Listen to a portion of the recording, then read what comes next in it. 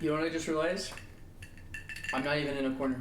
Welcome back to Music Corner. As always, I am your host, Cave Johnson, here, the patron saint of wet hair, and we're somewhere else. We are somewhere different, somewhere new, not a permanent change, but same old content, same old corner, and even my sweet-ass album covers were able to make the trip. Today we are talking about the 20 best albums of 2021 thus far. Obviously, in my opinion, relative to my reviews, I have talked about just shy of 100 albums so far in the first half of this year, and it has been a great one. This was an extremely hotly contested list. There are so many albums that I loved, that I really enjoyed, that fell short of this list because of how competitive it was and how ruthless it was to cut it down to just these 20 records. But regardless of that, I have done so. There are 20 albums. They are arranged only by alphabet, and let's get right into it. First up, we have the most recent addition to the list, the new Backwash album, I Lie Here Buried with My Rings and My Dresses. What a tour de force record. This thing is sonically so intense as Backwash continues to fuse hip-hop with industrial and metal music in a way that is entirely unique, entirely her own, but it's really her personality and the demons she is battling on this record that make it so compelling. It is just so sonically intense and insane, and the lyrical content is so engrossing and dark and menacing. I just can't get enough of this album. And after that, we are dealing with one of many great post-punk albums that have come out this year. We are going to be talking about a couple of them, and there are a number even beyond these. They were great. It's been a weirdly great year for post-punk in the, and I hate to say this out loud, but post-Brexit core world of post-punk. Of course, I'm talking about Black Country New Road with For the First Time, their long-awaited debut album since 2019 when these guys dropped one of the most hyped up indie debut singles ever, Sunglasses. It's been a pretty unstoppable hype train leading to this point. And given that we had already heard 4 of the 6 songs on this record before it came out, I thought it was going to be difficult for this record to live up to the hype. But as it turns out, it absolutely did that.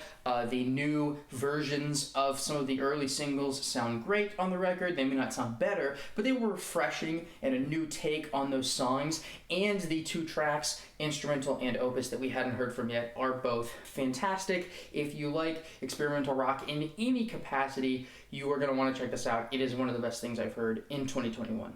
So for every Black Country New Road, we have a Black Midi fellow British post-punk act who released their sophomore album Cavalcade last month, and it rips. It is this amazing fusion of punk and post-punk and like prog and math rock. There are cool technical instrumental flourishes all over this thing, but it has that grit and that texture of a great post-punk record. This band is just improving and sounding better and better as the years go by, and I cannot wait to see what they do next. I think they have the makings of an all-time great. Next up, staying in the realm of heavy experimental music, which I didn't realize the front end of this list was so heavy on, we have The Body with I've Seen All I Need to See.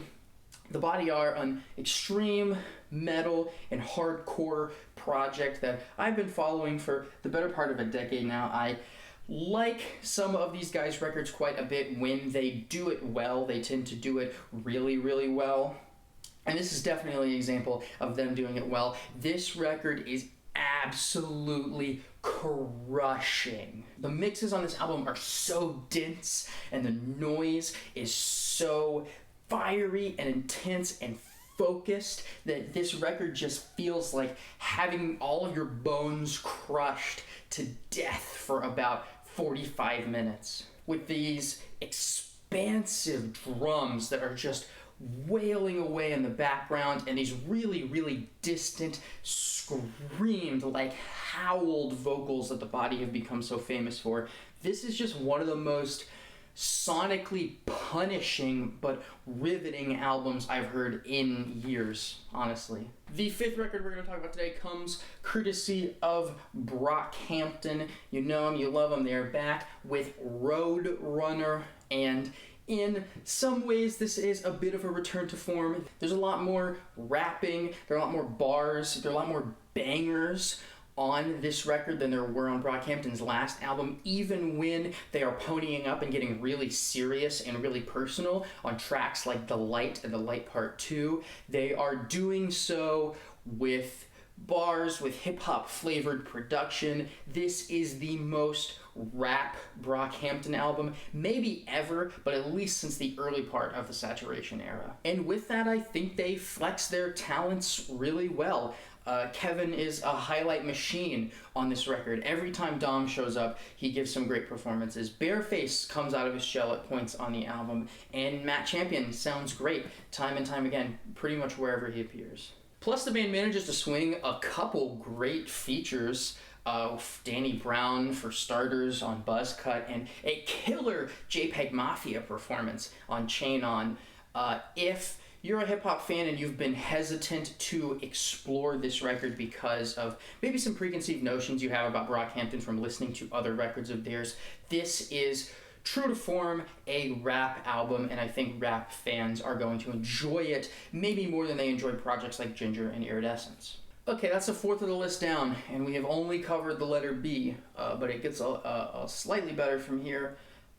We get to talk about C, and that comes in the form of Cassandra Jenkins with an overview on phenomenal nature. There have been a lot of singer-songwriter albums released this year. As many of you indie fans very likely know, there is always a ton of singer-songwriter music, and normally it's not my favorite genre in the world. 2/3 of Boy Genius dropped records this year that I thought were fine.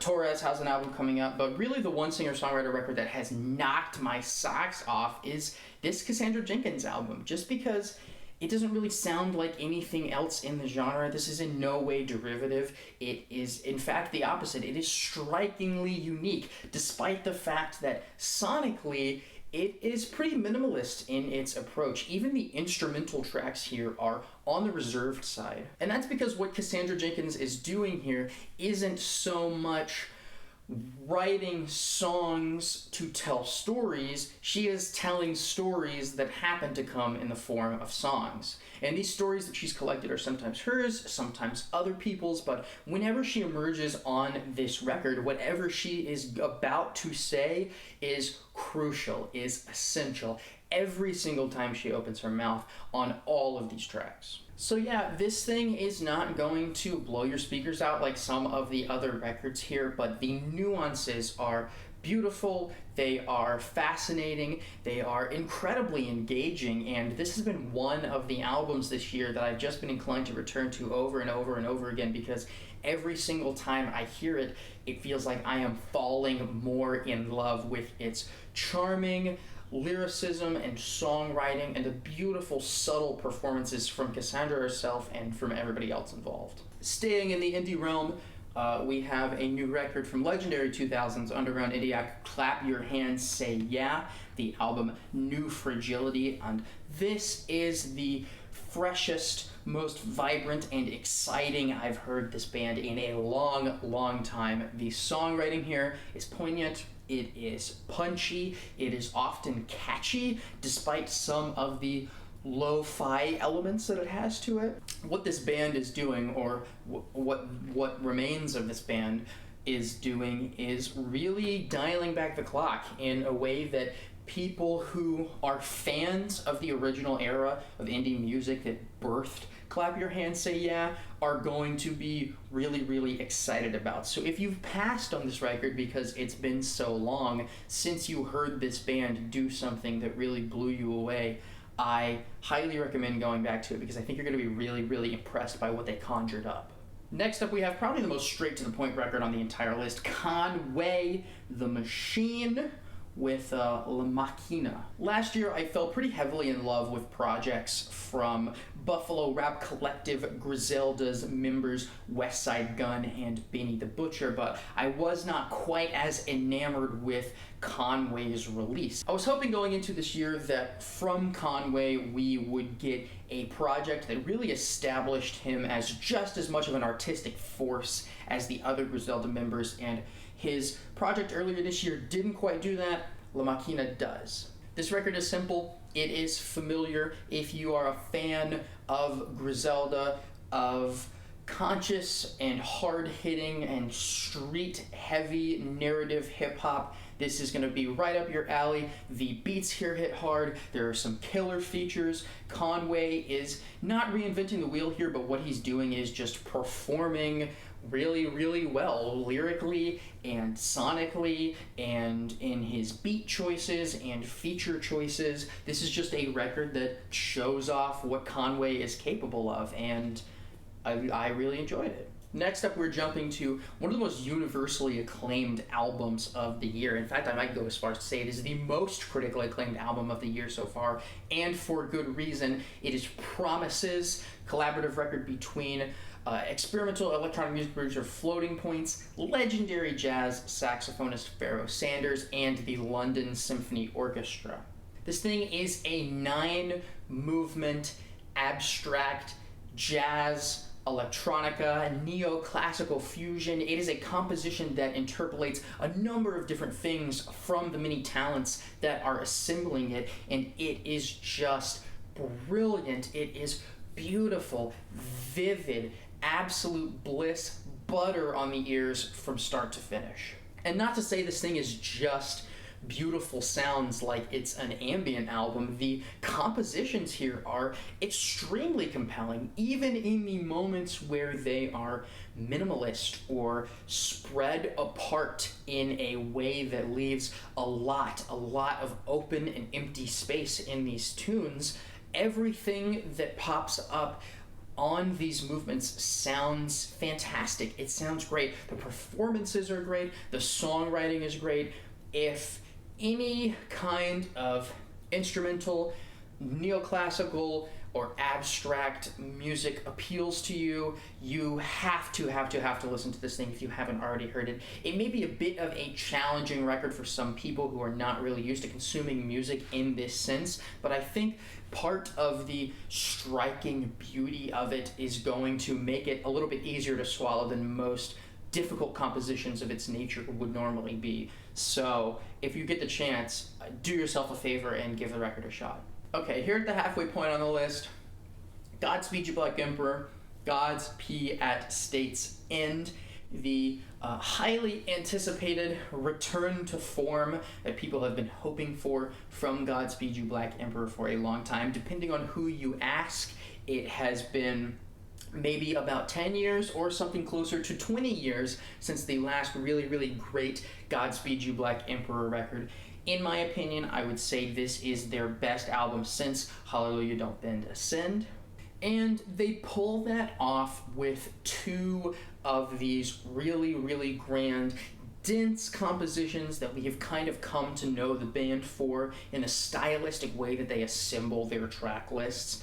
Obviously, the two shorter songs here have narrative and compositional importance, but it is really the big 20-plus minute monsters that I just hone in on and completely lose myself in. Particularly the Government Came track. No, I am not going to read out the entire title of this track like a buffoon, but it really does call back to some of the instrumental and post-rock passages of their early days that managed to say a lot about the political climate and state of the worlds in which these albums exist. And there are parts of this record that are just as despondent as Godspeed You always have been, but there are also parts that seem climactic and optimistic and bright. So yeah, that versatility is great. Hearing the band go in that direction is incredibly compelling.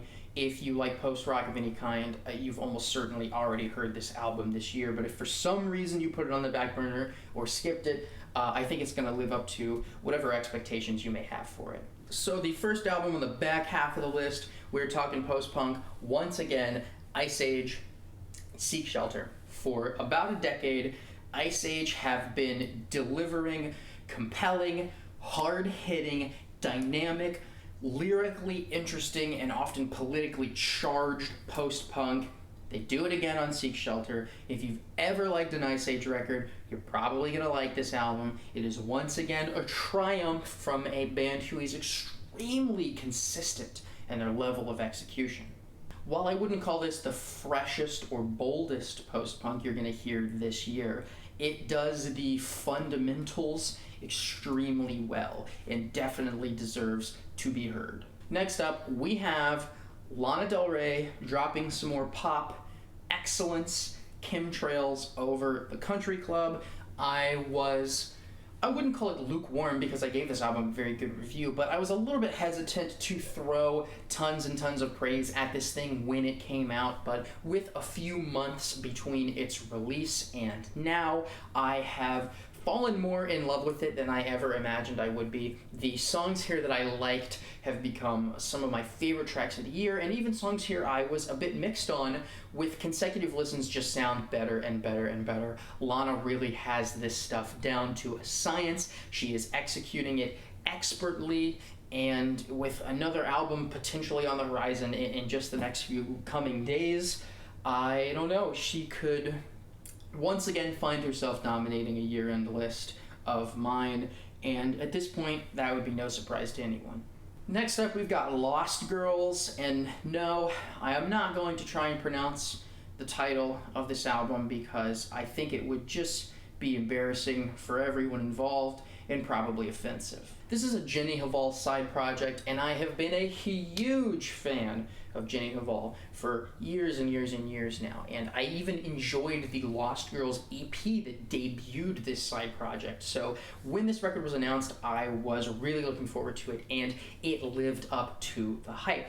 This thing is a lyrically and compositionally dynamic and fascinating record. Its performances from Jenny are often very reserved, occasionally spoken in such a quiet and distant tone she can almost be hard to make out sometimes, but those moments work their way into climaxes both instrumentally and thematically that are extremely, extremely compelling. I've always loved Jenny as a songwriter, but where she really shines on this record is as a vocalist. Her vocals are varied and versatile on this record, at least compared to what we're normally getting from her, and she is just breathing life into all of these stories.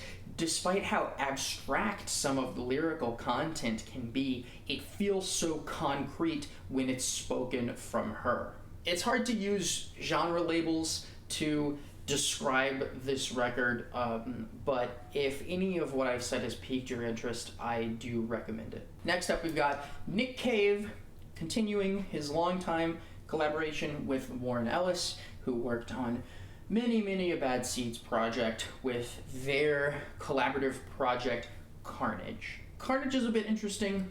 I've gone into a lot of Nick Cave records recently with some reservations. Even though I say I like both of his last two albums, I wouldn't say they necessarily compare to some of my favorite material of his. But Carnage is pretty good, and honestly, it may be the best of the bunch. Picking between this and Skeleton Tree can be trickier for me than it would be for most people who continue to worship that album.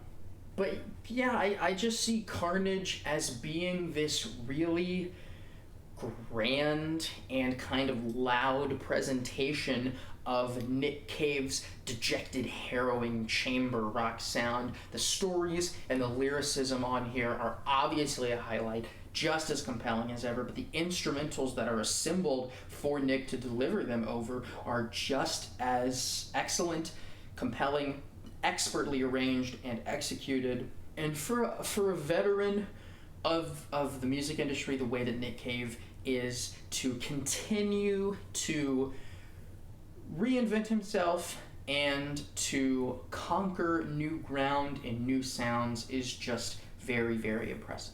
Next up, we have one of the most fascinating albums of the year and the inspiration for a video I have coming up about internet core music, the Paranormal record, To See the Next Part of the Dream. This album kind of came out of nowhere to blow up on Bandcamp and Rate Your Music. It is a vibrant, dense, shoegazy, singer-songwriter, bedroom rock concept album. God damn, that was a mouthful. But yeah, this was recorded by one Korean student. I believe all the instrumentation is digital, and the lyrics are obviously in Korean, though I highly, highly recommend, if you enjoy this music, diving into the lyrics, because the lyrical concept of this album is fascinating. It's a little bit hard with translation issues to really get a full grasp on exactly what is going on here, but I believe this is the narrator of the record, the performer behind Paranormal, imagining themselves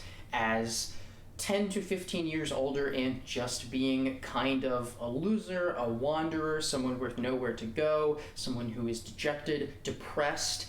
The self-hating lyricism all over this record can be striking at points, genuinely striking, but not quite as striking as the amazing compositions and instrumentals that you're going to hear on this album. The drums are just erupting out of the mix, these roaring layers of shoegazy guitars and these hazy vocals that hover over it all. It is a proven combination, but one that is done extremely, extremely well here. The lo-fi approach to the mixing and the arranging of these tunes works brilliantly, fantastically, even better once you dive into the lyrics and the concept. This is definitely one of the best records I've heard all year, and I have no surprise whatsoever about the fact that this thing came out of nowhere and suddenly got a ton of recognition. As soon as you hear it, you'll understand exactly what so many people are falling in love with on Paranormal. Alright, last 5 tracks. Next up on the docket, another great pop record from this year, Slater, Trouble Paradise. I went into this record with some reservations because there were singles that I didn't love, like Throatzilla and Clouds, that I knew were going to land on this record. But in the context of the album, I like those songs more, and I like pretty much everything that she's added to it. This is on top of some of my favorite singles of this year and last year, like Cowboys and Self-Destruct. There are really 2 sides to Slater on this record, because on the first half, she is delivering these intense, club-ready electro-pop bangers with sexually charged and sensually dominant lyricism that is so compelling, so intoxicating, and reminds me a lot of what Slater did on her self-titled mixtape. But on the back half of this thing, she really flexes her versatility in a major, major way by delivering love songs and heartbreak anthems, some of which are bangers, some of which are more ballad types, and she kills pretty much everything that she tries on this record. The singles are great, the deep cuts are rewarding. The album doesn't really have a concept, but it's arranged in a way that feels thematically consistent throughout, so the tracks in the track list are complementing each other really well, and I just can't think of a better formula to make a great pop record. Next up, we are dipping back into the well of post-punk for the very last time. I promise this is the last post-punk record on the list. The debut album from Squid, Bright Green Field.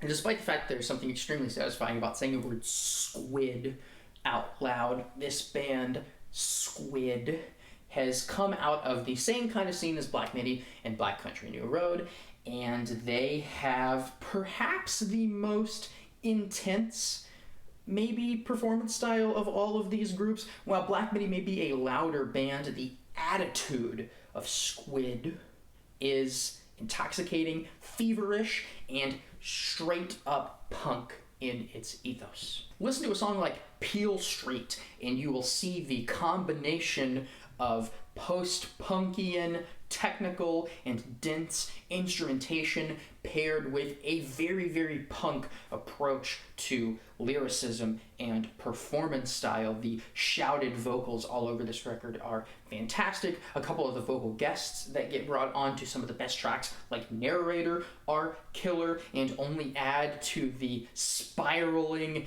disillusion that this record will induce onto you if you listen to it in its entirety. I'm going to assume that a lot of people watching this, because they're probably music fans, have already heard this record, but it is yet another great post-punk album that I recommend from Squid.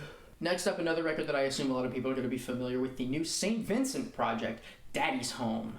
Well, I do see a lot of people online who lament for an earlier sound in St. Vincent's career. I've never really been that much of a fan of records like, say, Actress. I have much more enjoyed what St. Vincent has done recently on records like her amazing self-titled and Mass Seduction. And Daddy's Home carries on and expands that intuition even further, because there is a ton of Eastern music inspiration and interpolation on these tracks. There are songs that are dreamy. There are some sleek 70s Young Americans Bowie era bops on this thing. The pool of influences that St. Vincent is pulling from is a vast and deep one, but she assembles all of these tracks into a track list that really makes sense, really has very few duds, and flows from song to song extremely well, despite some of the sonic variety she manages to pull off. If you're a fan of indie pop and indie rock, St. Vincent is probably one of your biggest heroes, and Daddy's Home is only going to further cement her as that. Next up, the band that I cannot help but love talking about, Weezer with OK Human. Now, this is one of the biggest surprises for me on this list. Coming into the year, I wouldn't say Weezer and I were on great terms relative to what they have done recently. We were anticipating Van Weezer, which I liked exactly as little as I anticipated liking it, and out of nowhere the band announced this album, and it had this goofy album cover, but they dropped the song All My Favorite Songs, and I really enjoyed it, and I was actually kind of anticipating this album when it came out, and safe to say, I love it. I think it's great. It's Weezer's Baroque pop record, and they actually genuinely do it really well. These songs are great. They sound expansive. I love the orchestral instrumentation almost everywhere that it comes up. The weak point on this record is that occasionally Rivers will say something that makes my stomach turn a little bit, but I feel like when you're listening to a Weezer project, that just comes with the territory. So yeah, I think this is the best album they've released since the White Album. I think it is certainly in the upper echelon of all-time Weezer releases, and I am genuinely kind of stunned every time Weezer does something at this point in their career that I really enjoy, but hey, I'm not complaining. And the last record on the list, another recent addition to the list that came out just a few weeks ago, the new Your Old Drog album, Time. Now, if you know anything about Your Old Drog, you're probably familiar with his 2017 album Pax, or you remember when he first came onto the scene and everybody thought that it was Nas rapping under like a pseudonym. But since then, he has become extremely prolific, releasing a number of good projects that I quite enjoy, the most recent of which is this excellent record, Time. I would call this a loose concept album, and I love when Drog takes on a concept. All over this track, he is reflecting on his past, his childhood, his come-up. We are hearing stories that wouldn't have made it onto earlier Drog projects. As he matures as an artist, he's continuing to wear his heart on his sleeve more and more, and let more Drog seep into his songs, and I'm loving it. He sets up this whole time theme with a cool song about a magic watch that lets you teleport back in time to an earlier part in your life, and then we basically spend the entire rest of the record teleporting back to earlier times in Drog's life, and doing so with great beats from a bunch of good underground producers, great features from a number of underground hip-hop legends at this point. Drew really knows how to assemble a great track list at this point in his career, and Time is just that. Not to mention that many of these songs are bookended by a return of Anthony Jeselnik, who's worked with Eurodrug before, comedian, dark comedy icon Anthony Jeselnik, who delivers radio-style presentations of these songs. Once again, Droog and Anthony Jeselnik are a match made in heaven. So yeah, that's 20 records, some rap, some pop, some post-punk, certainly some post-punk, and some way out-of-the-box, experimental type shit. And it's been a great year for music so far. So many albums that come highly recommended from me, and so many more that I wish I could talk about that I didn't even get the chance to touch on for the sake of this video. But like I said, I will be back soon. I am working on a video about internet core records and what that means, and hopefully it'll come out sooner rather than later. Then in September, it'll be time for the 50 songs of 2011 list, which has already been kicking my ass for months and will continue to be a difficult one to assemble. But God damn it, I'm going to get it done.